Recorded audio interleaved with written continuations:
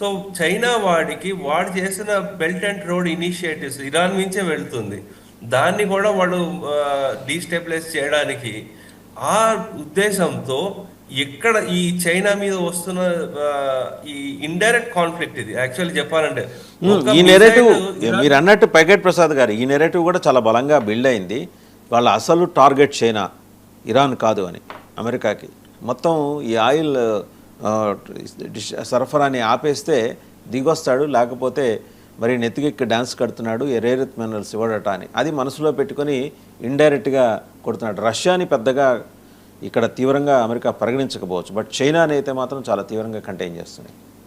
So వీళ్ళకి ఇంకో విధంగా చెప్పాలంటే రష్యాకి కూడా ఇది ప్రాఫిటబుల్. వాళ్ళు ఏం చేయకపోయినా సరే ఆయిల్ ప్రైస్ పెరిగింది అనుకోండి, వాళ్ళు సప్లై చేసే రేట్ కూడా పెరుగుతుంది.